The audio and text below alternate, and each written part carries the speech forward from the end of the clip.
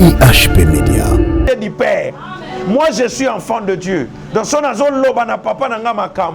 La prière sur ozo samela yeba kenza maza tata na yo. Tu as ozana ba droit na yo. Ezana biloko ko zanga te na mokili. Bible lobi na biso na chapitre 6 toujours, na verset 31 jusqu'au verset 33. Je vais lire ça avec vous. Matthieu chapitre 6, le verset 31 et le verset 33. La Bible lobi, ne vous inquiétez. Ne vous inquiétez donc au point. Ne dites pas que mangerons-nous? Que boirons-nous? De quoi serons-nous vêtus? Car toutes ces choses, ce sont les païens qui les recherchent.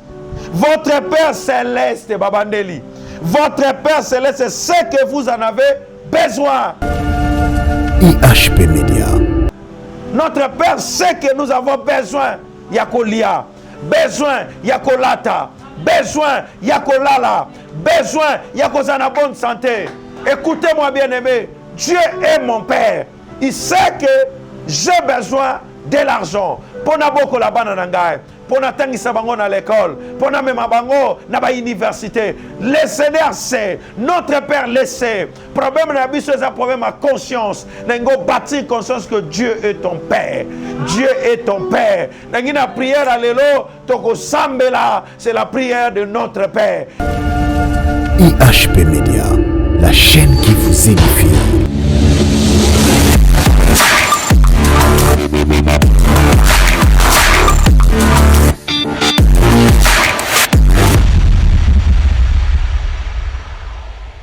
Amen, amen, amen, amen. Et si vous allez, que le Seigneur vous bénisse.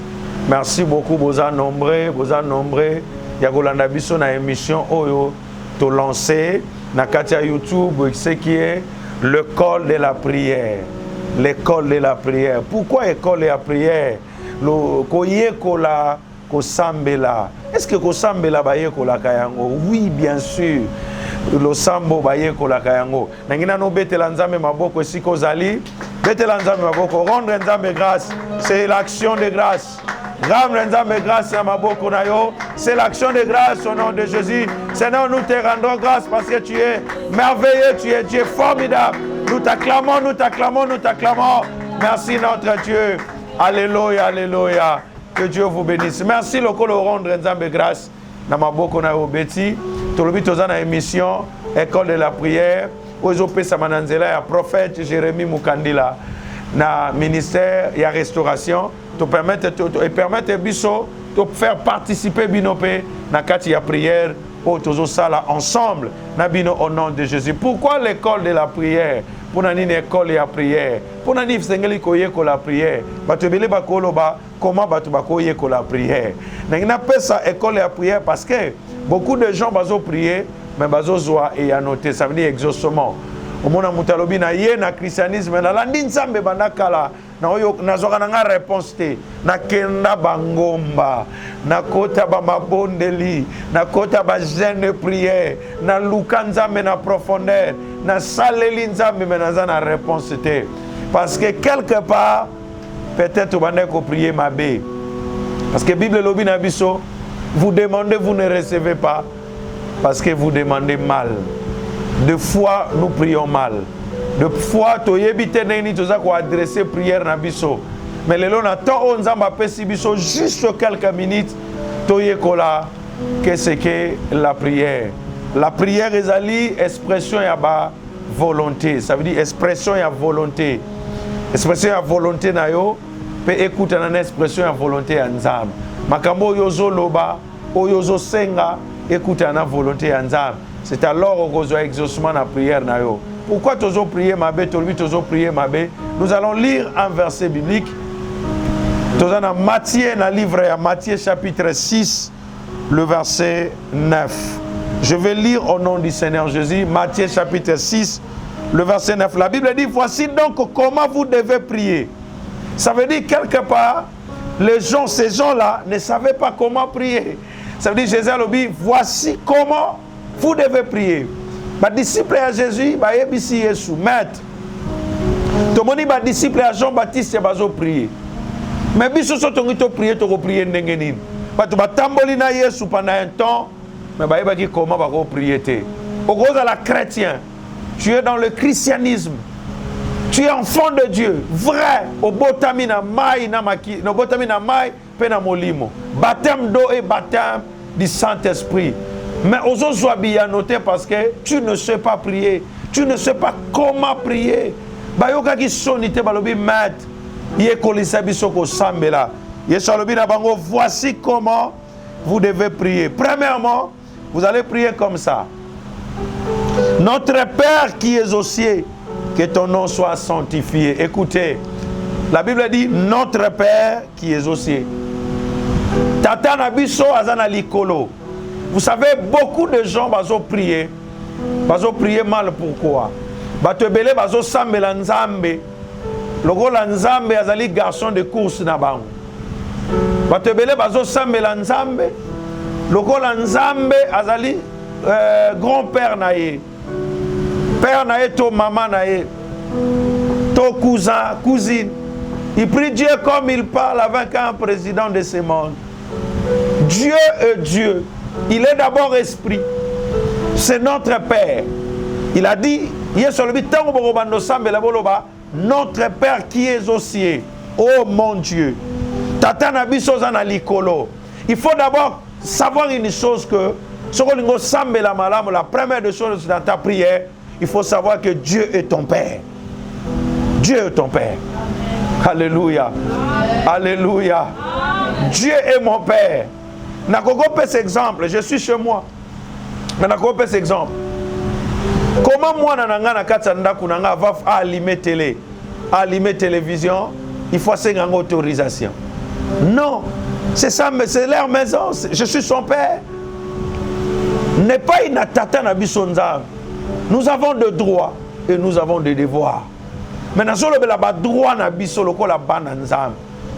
Bible lobi na biso na Jean chapitre 1.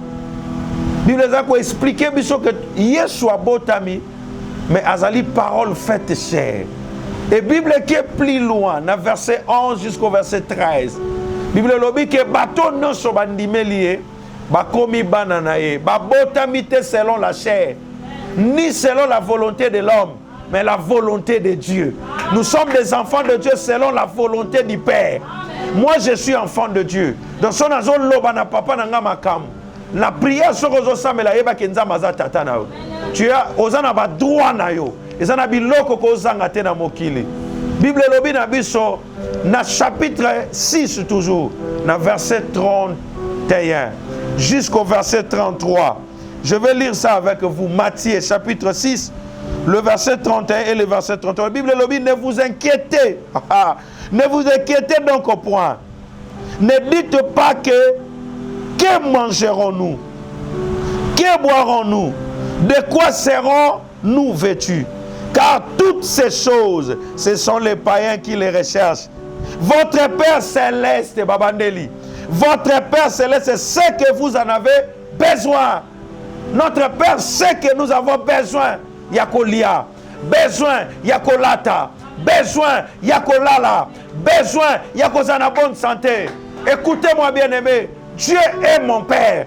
Il sait que j'ai besoin de l'argent. Pour n'aboko la bananangaï. Pour n'atteindre bango à l'école, pour n'amener bango na ba université. Le Seigneur sait, notre Père le sait. Problème na biso c'est un problème à conscience. N'engo bâtir conscience que Dieu est ton Père. Dieu est ton Père. N'engina prière à l'élo, toko sambela, c'est la prière de notre Père. Et l'oko est kamu sangai, parce que to soit prière wana, to komo komo nango net ezali ya catégorie moko ya bato, catégorie église moko. On a go sambela te, bango ba sambela ka notre Père. Écoutez-moi, en soi, notre Père, ce n'est pas une prière. C'est un prototype de prière. Ça veut dire, quand il y a notre Père, dans Matthieu 6, verset 9, jusqu'au verset 13, c'est un prototype de prière. Et il y a l'ensemble des prières. Là, à l'intérieur, Jésus a expliqué, mais Babanda, notre Père qui est au ciel. Comme notre Père qui est au ciel, système nyonso mokili ekoki ko atteindre yote ekoki ko atteindre yote parce que notre Père qui est où? Au ciel. Aza hors système, aza hors loi, Or principe à mabele. Et l'autre côté à mabele ko le katata na yo. Oh nalingi na olo basima na nga Jérémie Mukandila. Nga na za mwana nzambe. Nzamba za tata na ngai. Oyo nyonso nazoluka. Nazozwa yango na kombo na Yesu. Loba nazozwa yango na kombo na Yesu. Bible lobi Yesu azalaki lokola égal ya nzambe. Égal na nzambe. Mais assimilé, akiti na mabele, akomi égal na bato. Bible lobi c'est pour toi, c'est pourquoi Dieu l'a souverainement quoi? Élevé. Son nom est au-dessus de tous les noms. Ça veut dire le nom de Jésus est au-dessus de tous les noms. Comme il est notre Père. Pona zwabiloko na mokilo nana tina kolela te nana kotina kotatabana te nazo sakwa na vie ya moto moko yamba mariage au nom de Jésus yamba santé divine au nom de Jésus yamba sécurité céleste au nom de Jésus yamba à manger au nom de Jésus yamba à boire au nom de Jésus nazo mona bana nzambe ne bazo sepela. C'est le temps de l'école de la prière tolingi to sambela na kombo na Yesu. C'est pourquoi je demande à mes enfants de nous amener na chanson oyo formidable pona bolamu sali bolamu nzamba sali biso za kozala bana na ye. Dieu est notre Père. Prière na biso lelo to basé yango na notre Père. Tu es notre Père, tu es notre Père, tu es notre Père. Nous ne manquerons de rien. Abi, je suis votre Père. Je sais que vous en avez besoin. Dieu sait que tu as besoin de ça. Tu as besoin de la voiture. Tu as besoin de la maison. Tu as besoin de la santé. Tu as besoin du travail. Oh, reçois cela au nom de Jésus. Je confirme que Dieu est ton Père. Passons même à biso bolamu. Alléluia. Nako kite. Rachel. Rachel, toke. Oh ma fille, allez. Yemba na biso longo. Bomba e. Nako kite. Eh, yemba na biso. Maloba e. Nako kite. Soki ko fuka mo fuka mi. Soko ko tele mo telemi. Osaliye Ramana Sakara Baba Baba Osali.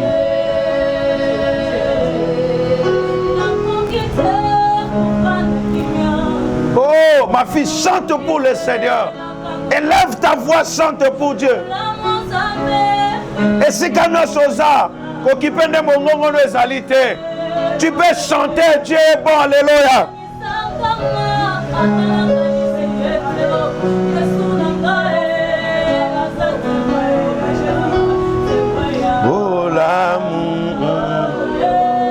Osaliye Mara Sakara Baba Baba Baba Baba O Ramana Sakara Baba. Alléluia Jésus.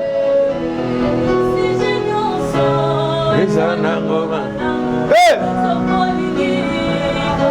Ma fille, que Dieu te bénisse. Zamba bande apambola batono so bazola na prière. Zamba pambola bana no se sika bozali. Et si kozoyo kanga. Que le Seigneur te bénisse. Alléluia. Alléluia. Que Dieu vous bénisse. Alléluia. Oh l'amour.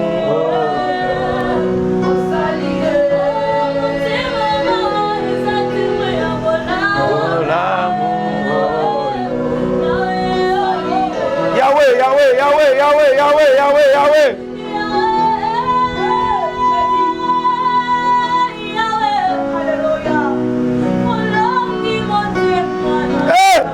Maresa katola mana shekera baba. Olongi motema.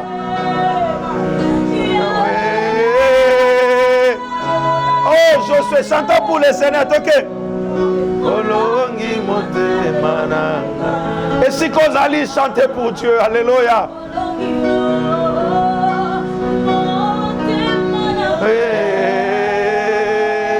Ramana sakara baba.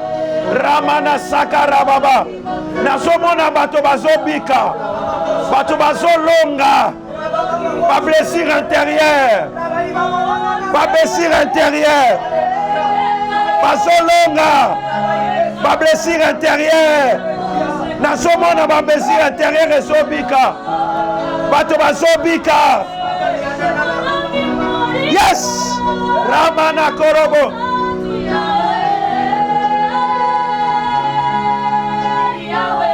Marasaka. Shaka mana karabasaka rababa. Marasaka.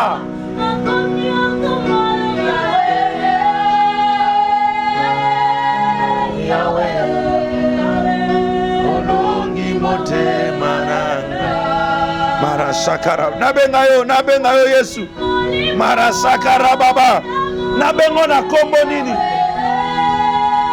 ozanzambe yembaka na biso haleluya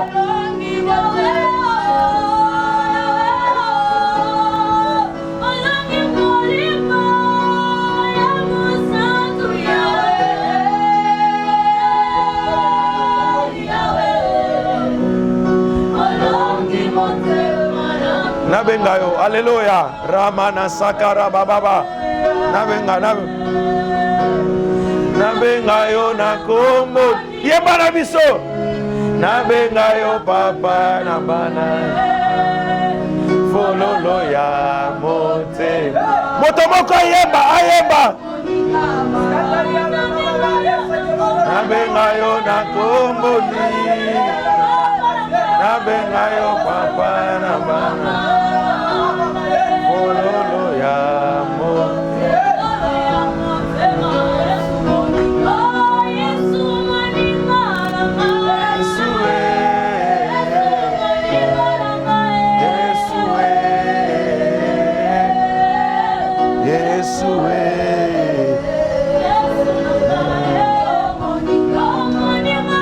Yes.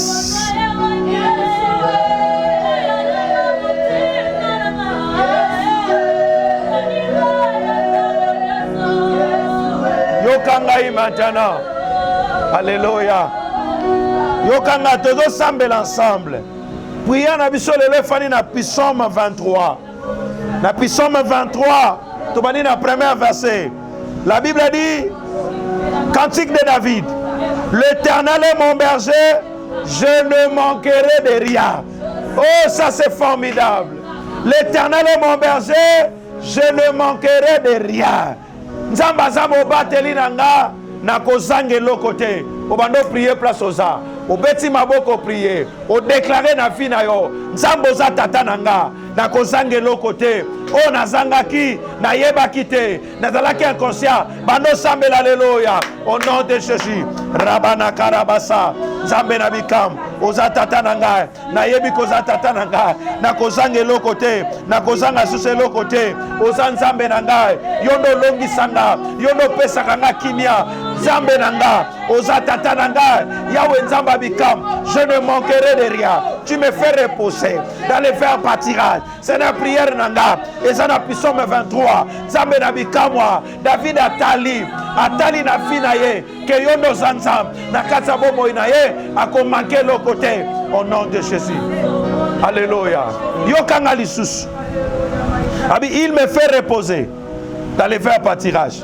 Il me dirige près des eaux paisibles. Ça veut dire nzambe sokaza tata na yo akope so bopemi akope so repos akomema we sika ya malamu loba na nzambe na tambola lisusu te na kweya libulu moko te ya piège edindisa ngai edetui nga odeklara ngo na kombo na Yesu.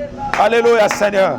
Esika moko te bakotia piège liboso na nga na bebisama na kobebisama te elonga na yo victoire na yo eza partage nanga au nom de Jésus. Au nom de Jésus. Na sambe na kombo na Yesu. Zambo kotambusa nga na ba faire partirage. Bisika ya kimia pe ya elonga au nom de Jésus. Yokanga. Abi il restaure mon âme.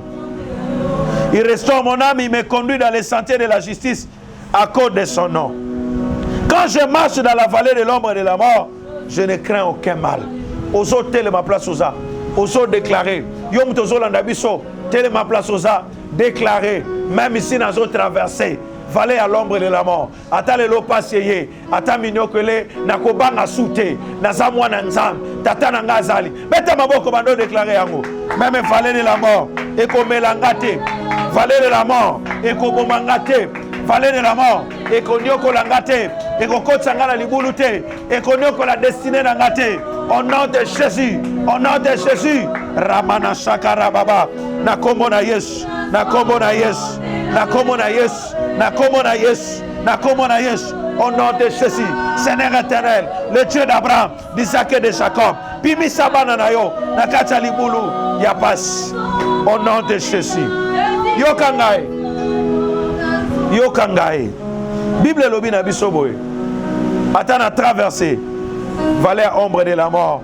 Na kobangate. Ta houlette ton bâton me rassure. Tika nzambe a rassuré yo. Na ina déclaré ce comme alobali kolona yo. Fungola maboko place au sali. Nzambe. Et si quand nous sommes moi dans zolanda ngai. Bible lobi tu dresses devant moi une table devant mes adversaires. Si ka banguna ne bayoka soni. Moi na nosa zolanda nga na momo na monde place au sa. Banguna no bayoka soni. Au nom de Jésus. Bible lobi tu wadil ma tête et ma coupe déborde. Si ka mafuta ya nzambe et sopa na place aux ali pe misala na we déborder. Na sambeli pona yo elongo na bana nanga tozo déclarer na place aux a. Oui le bonheur, oui le bonheur et la grâce m'accompagneront tous les jours de ma vie et j'habiterai dans la maison de l'Éternel jusqu'à la fin. Betela Yesu maboko place aux ali. Na ina déclarer le corona yo boye. Joie, contactez Nabiso. Contactez le ministère prophétique de la restauration. Sur Rosana Liban Mboka plus 243 9 9 8 2 9 1 7 0 9.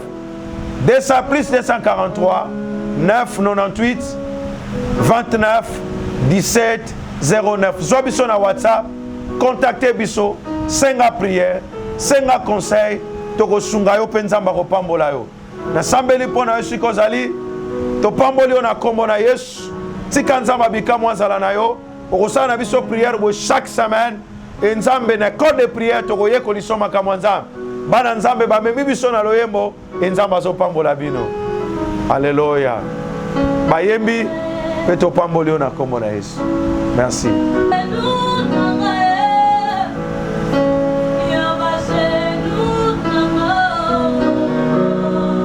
Pendant qu'on rendre Nzambe grâce, pesa et merci place aux a. Merci Nzamba pambola bino. Obetela Nzambe maboko zo yemba lo yembo. Petoke kokuta na semaine prochaine. Que Dieu vous bénisse. Amen.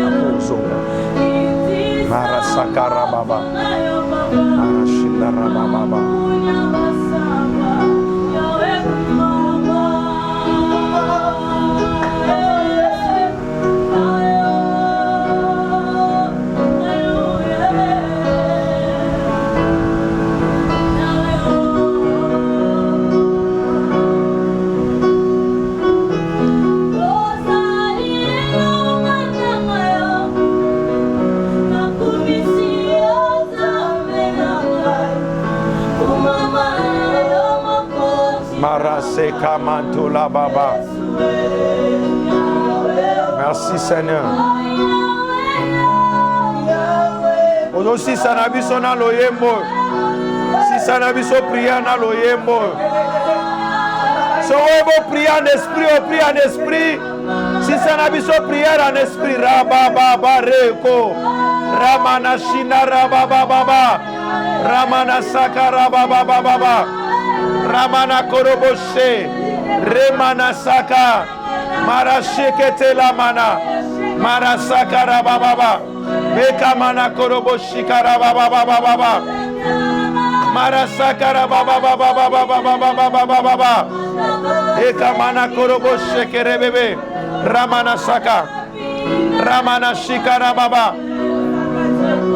Maroshekete la mana. Marasakara baba. Gloire à toi Jésus. Merci Saint-Esprit. Merci Saint-Esprit. Merci Saint-Esprit. Tokoki ko acclamer ensemble. Acclamer ensemble. Que Dieu vous bénisse. Que Dieu vous bénisse. Que le Seigneur vous bénisse. Amen.